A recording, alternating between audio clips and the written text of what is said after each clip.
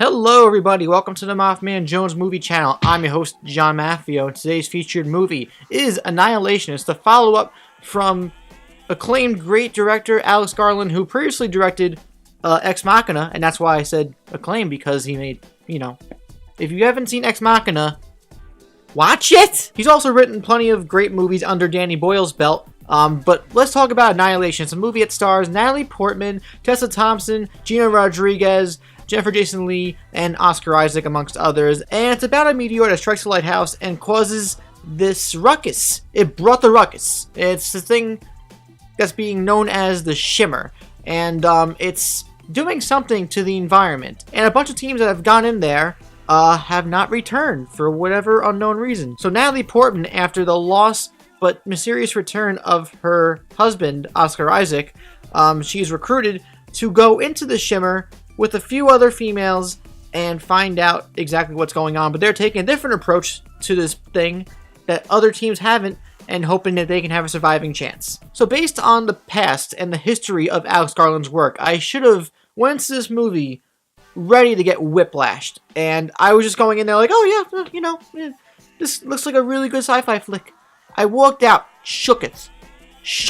Annihilation, without a doubt, is one of the more intriguing and more visually fleshed out sci-fi movies I've seen in a long time, and I need to see it a couple more times to really get a grasp on what this movie is trying to say. This movie asks you to digest a lot in its runtime on both a philosophical, physical, and mental level, but I got a lot out of it the first time, and I was really shaking because Annihilation is like really horrifying, and if there are any movies out there that come out this year that have more horrifying moments than the moments that I saw in Annihilation, it's a great year for horror. Without spoiling the shimmer that these characters go into, it causes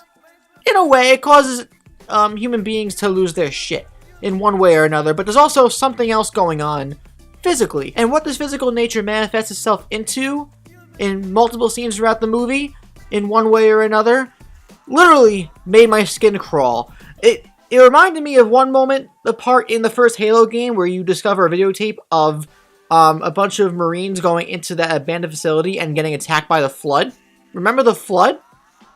Yeah, that. This movie also visually reminded me of The Thing, because remember The Thing? With things that you can't explain, the fear of the unknown, that this thing could take on pretty much any form, and the form that it takes on usually tends to be terrifying. Yeah, it reminded me of that too. I was so fucking horrified. If you haven't seen Annihilation yet, and you want to see it, my biggest advice I can give to you right now is don't watch that trailer, because some things are given away visually that you want to be surprised by. Alex Garland does a good job of playing on the characters as well as our fears of what's going on the inside. We don't know. There are things beyond human control that are going on, and the movie does beg the question, can we stop this? But these are all scientists who are going in there. It's something that's beyond explanation and something that we can't really wrap our heads around. So, us as an audience going into this Shimmer with these characters, the whole way through, you're feeling so tense, and that is partially due to the incredible music. The soundtrack is bonkers, goosebumps inducing.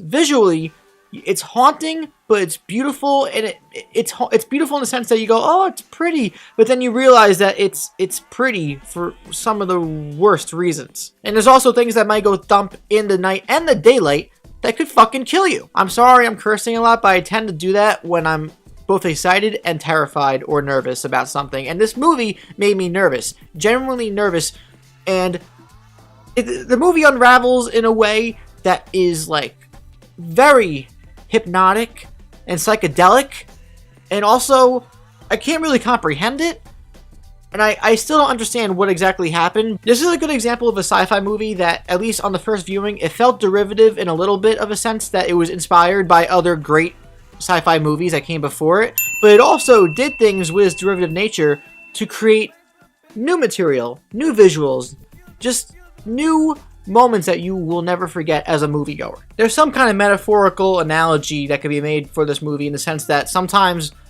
what we fear most we can't stop, and the only thing we can really do is just brace for impact. There's a lot of things I got from this movie without spoiling, But I mean, the performances were all really good. I do think we could have gotten more from our cast, though. Natalie Portman's arc is very strong, and Natalie Portman gives her best performance that I've seen since, I guess, Black Swan. I mean, I really was into what she was doing in this movie, and I was a fan of what she was doing because I cared for her character throughout, and especially since what happens in the beginning of the movie with her and Oscar Isaac, you're immediately drawn in because of their chemistry and because of their story to whatever's going on between them, and you want to see that mystery unraveled, for better or for worse. And you will without a doubt leave this movie with questions, and also with this crazy soundtrack in your head, this brrrr. My personal flaws carry in with the characters and some of the dialogue. I think some of the characters in this movie are just there simply to progress the plot forward and give us characters to be feasted on later on by forces that I'm not going to get into. The characterization is so-so for some characters, and then for other characters it's more consistent, like Natalie Portman's. I also think that there are a couple scenes where literally the movie feels like it just stops. One particular scene where the movie just like stops to give us like motivation and character-driven expository dialogue, and it wasn't well hidden at all. It was just kind of, boom, here's why I'm here. Boom, here's why I'm here. Hi, nice to meet you. Let's move on. It could have been executed better, I think. And I do feel on a more broader general sense that the movie will be polarizing for many audiences. Some will leave very unsatisfied. I mean, leaving this theater was one of my best leaving the theater experiences ever, because most of the audiences I was with just sat there for like a minute. There's a guy in front of me that was doing this. And along with people like that who were just kind of sitting there thinking, what the fuck just happened? Somebody behind me was like, what was that? I like straightforward narratives. That was a load of horse shit. This is a movie that I would recommend seeing with an audience, but because it's coming out on Netflix in March anyway, I would say no matter what, you should watch this movie. But in my opinion, Annihilation was a fantastic sci-fi movie that is derivative in some aspects, but in other aspects, it just goes off the deep end and does some incredibly interesting things, visually, musically, and from a character perspective too, that I really appreciated, and I can't wait to watch this movie again to get a bigger glimpse into what I watched the first time. I'm going to give Annihilation a 4 out of 5 stars. It's a darn good movie. I say definitely check it out. Just have a blanket and a pillow prepared for some scenes where you might shit your pants. But now I want to know from all you guys, what did you think of Annihilation? Let me know in the comments down below. If you enjoyed my review, please don't forget to give a little like, subscribe if you haven't already so you won't miss any videos from me ever again, and check out all my social medias down below, and also don't forget my Stardust. Oh my god, that was a mouthful. On Stardust, you can make reviews for movies and TV shows in 30 seconds or less. I do a lot of that, and especially in regards to certain movies where I don't really have time to make full videos for, like Mute, which came out on Netflix from Duncan Jones. I made a little review for that on Stardust. So if you're not following me there, go ahead and do that and make your own. And if you make your own and tag me, I might feature you on a video in the future. I'm John Maffio, aka MaffmanJones, and I'll catch you guys on the flip side. Just not inside the Shimmer, because I'll never go into the Shimmer ever if it's a real thing. Never. Nope. Nope. I'll see you guys next time.